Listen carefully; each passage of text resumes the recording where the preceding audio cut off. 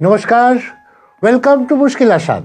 আমি doctor Kedar Ranjan Banerjee, consultant psychiatrist, national institute of behavioural sciences. গল্পটা এইভাবে শুরু করি। কি হলে কি হবে, কি হতে পারে,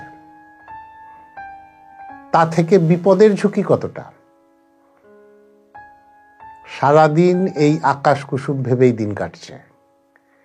একটা কথা বলুন তো, ভবিষ্যৎ কে দেখেছে? আপনি না আমি। আমরা কেউ জানি না কিছুক্ষণ পর কি হবে।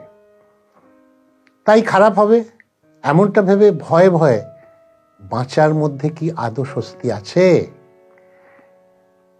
নাকি তা থেকে শুধুই দুশ্চিন্তা বাড়ে? যা ঘটেনি এখনো, পরিস্থিতি যা ঘটার ইঙ্গিতও দেয় না, তেমন কিছু থেকে নিজে পালিয়ে বেড়ায় অনেকে। কিসের ভয় বলুন তো?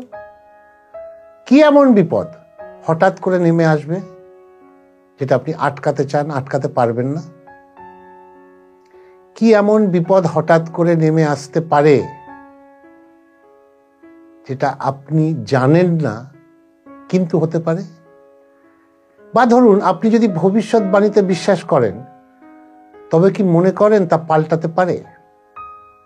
না, ভবিতব্য হলে তা পাল্টাবে না।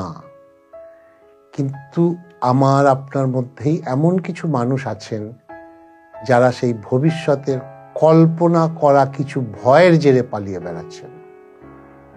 কেন বলুন তো? বুঝতে একটু অসুবিধে হচ্ছে তো? আগে গল্পটা বলি, তাহলে বুঝতে পারবেন। এই গল্পটা উত্তর দিনাজপুর থেকে গীতা পাল পাঠিয়েছেন। ওনার হয়ে আমি আপনাদের কাছে নিয়ে আসছি এই গল্পটা। এই গল্পটা অনেকের শোনা, আমারও শোনা। গোপাল ভাঁড়কে নিয়ে এই গল্প। গোপাল ভাঁড়ের শাশুড়ি একদিন দৌড়ুতে দৌড়ুতে রাজবাড়ি পৌঁছলেন। রাজামশাই, আমার বড় বিপদ। রাজামশাই বললেন, কিসের বিপদ মা, বল। বললেন, আমার গোপাল, সে আর বাঁচবে না। তো রাজামশাই তো আকাশ থেকে পড়লেন। কেন, কি হয়েছে? কি জ্বর জ্বালা হয়েছে গোপালের? বলে, না রাজামশাই, গোপালের জ্বর জ্বালা হয়নি, কিন্তু গোপাল আর বাঁচবে না। রাজামশাই, আমার কি হবে? আমার মেয়েটা তো বিধবা হয়ে যাবে।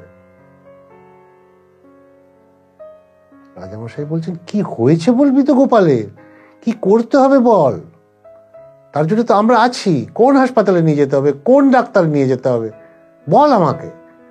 বলে, না মহারাজ, বলা যাবে না, আমার বাড়িতে একটা লাউ গাছ আছে। এইটা শুনে রাজার কিন্তু পারদ ধীরে ধীরে বাড়ছে। তো রাজা এবার রাগ দিয়ে শুরু করেছে, রেগে বলছে, তোর বাড়িতে লাউ গাছ আছে, তার সঙ্গে গোপালের মৃত্যুর কি? বলে, না মহারাজ, গোপাল আর বাঁচবে না, আমার জামাই আর বাঁচবে না, আমার মেয়ে বিধবা হয়ে যাবে। তখন রাজামশাই একটু ধমকেছে, ধমকে বলছে, বল কি, লাউয়ের সঙ্গে গোপালের কি সম্পর্ক যে লাউ আর গোপাল বাঁচবে না? বলে, না, আমার বাড়ির সামনে একটা লাউয়ের মাচা আছে এবং তাতে দুটো বড় বড় লাউ হয়েছে। বলে, হ্যাঁ তো হয়েছে, তাতে অসুবিধাটা কোথায়? তার সঙ্গে গোপালের মৃত্যুর কি যায় আসে? বলল, না রাজামশাই, আপনি বুঝুন, সামনে জামাই ষষ্ঠী। বললো, হ্যাঁ তো জামাই ষষ্ঠী তো হয়েছেটা কি? বললো, না, আমার মেয়েকে নিয়ে যখন গোপাল আসবে জামাই ষষ্ঠীতে, ওই মাচার নিচে দিয়ে তো যাবে। রাজামশাই, যদি একটা লাউ আমার গোপালের মাথায় পড়ে, আপনার কি মনে হয় গোপাল বাঁচবে?